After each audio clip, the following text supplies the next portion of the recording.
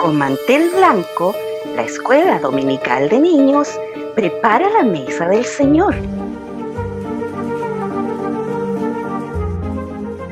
Deleitemos nuestro paladar conociendo a Jesús. Estamos todos invitados a la última cena.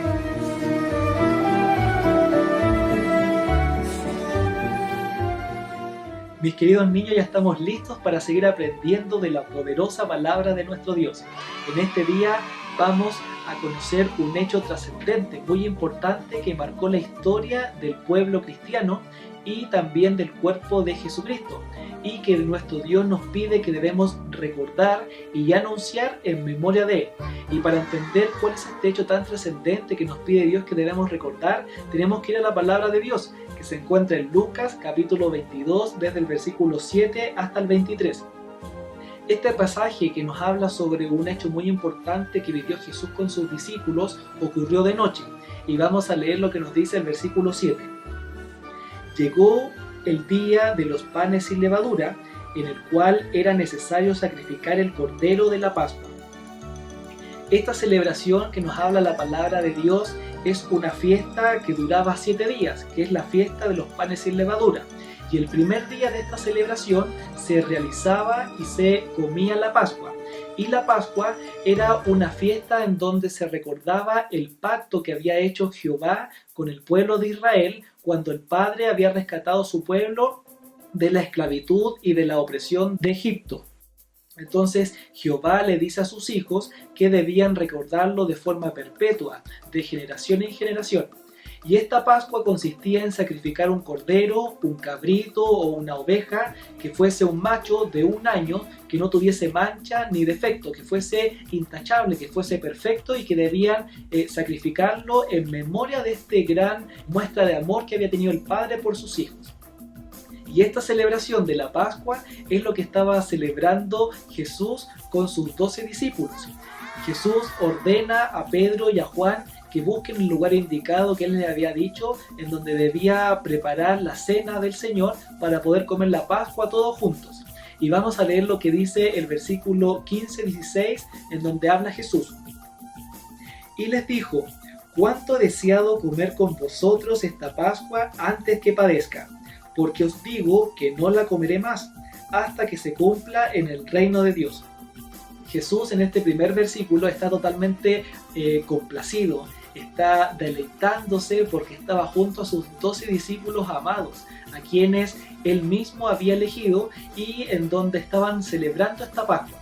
Y además Jesús sabía que esta iba a ser la última antes que Él padeciera, porque luego de este hecho tan importante de la última cena del Señor, venía su enjuiciamiento y venía su sacrificio en la cruz. Él sabía lo que iba a ocurrir después. Y además les dice algo muy importante que hace alusión a su segunda venida, porque Él comenta que no la va a comer nunca más en la tierra hasta que se cumpla en el reino de Dios.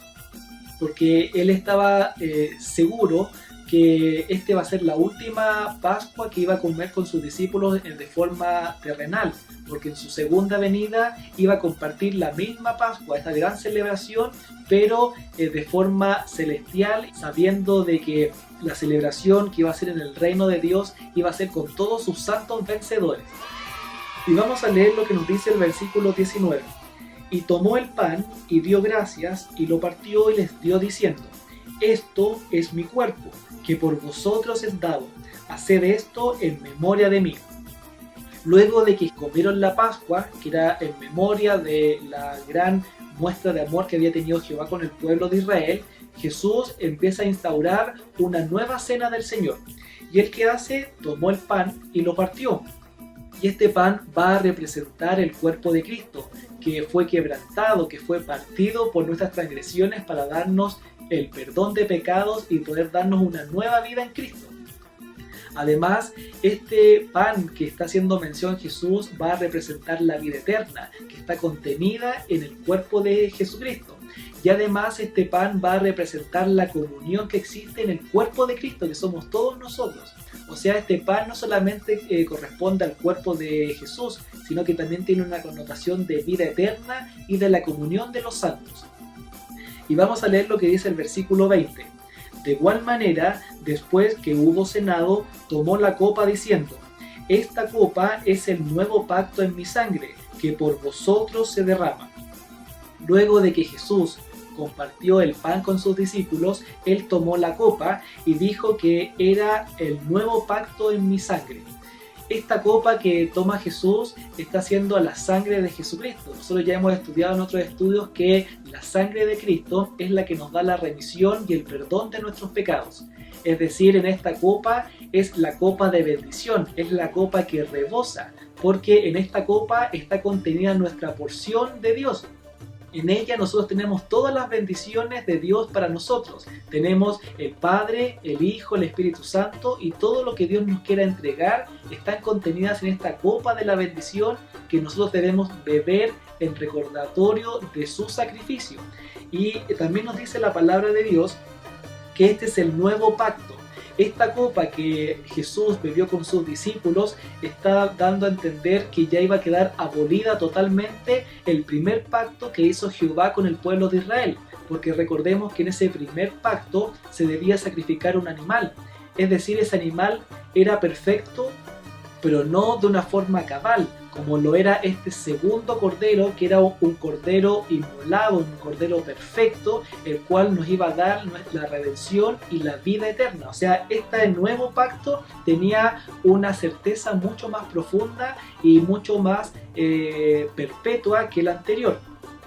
Y dice Jesús que por vosotros es derramada, y además debemos siempre hacer memoria de él.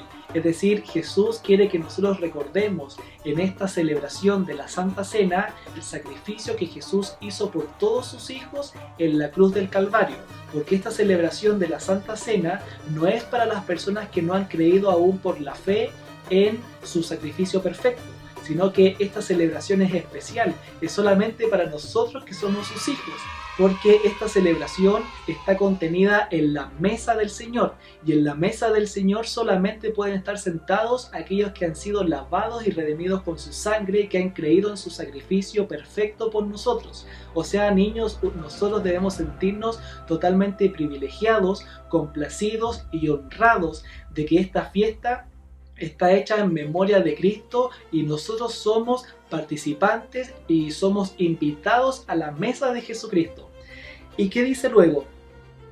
Vamos a leer lo que dice el versículo 21 y 22. Mas he aquí, la mano del que me entrega está conmigo en la mesa. A la verdad, el Hijo del Hombre va, según lo que está determinado. Pero ay de aquel hombre por quien es entregado. En estos dos versículos, Jesús está dando a entender que había uno de los 12 que lo iba a entregar. Nosotros sabemos que ese hombre fue Judas, el cual entregó a Jesús a los romanos para que pudiesen sacrificarlo. Este pasaje de la última cena está contenido en los tres evangelios, en Mateo, en Marcos y en Lucas. Y solamente en Lucas se está hablando de esta entrega que hace Judas al Señor de esta forma, porque en Mateo y en Marcos la traición que realiza Judas del Señor está antes de que se celebre la cena del Señor. Y eso es así, la traición que realizó Judas ocurrió antes de la cena del Señor, porque Judas no era uno de los creyentes, no era parte de los elegidos y de los escogidos que tenía el Señor en ese momento. Porque en otros versículos se reconoce a Judas como el diablo, el cual era un hijo de perdición. Por lo tanto, él no tenía el privilegio, como sus otros discípulos, de participar de la cena del Señor. Entonces, mis niños, nosotros nos damos cuenta que en este pasaje maravilloso nosotros tenemos una mesa servida, que estamos invitados porque somos hijos de nuestro Dios Todopoderoso. Él nos ha incluido en su celebración que nosotros debemos hacer en memoria de Él. Y no solamente recordamos al Señor, sino que también debemos anunciarlo. Cada vez que bebemos el vino y comemos el pan, debemos anunciar su muerte, y con su muerte anunciamos también hasta que Él venga por segunda vez. Es decir, cuando nosotros reconocemos que Cristo es nuestro Señor y Salvador, debemos recordarlo y anunciarlo a aquellos que aún no conocen su santo y bendito nombre, para que también participen de la mesa del Señor. Que Dios bendiga esta enseñanza poderosa y maravillosa en nuestras vidas. Recuerden cada vez que celebren la Santa Cena, ¿por qué la estamos celebrando? Que el Señor les bendiga y nos vemos la próxima semana con otra enseñanza de nuestro Dios Todopoderoso.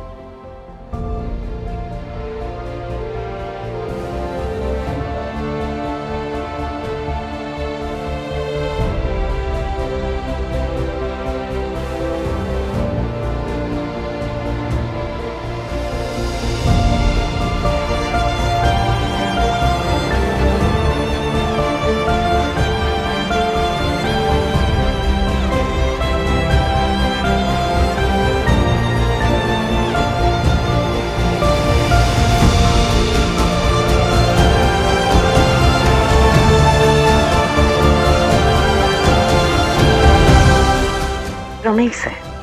Así pues, todas las veces que comiereis este pan y bebiereis esta copa, la muerte del Señor anunciáis hasta que Él venga.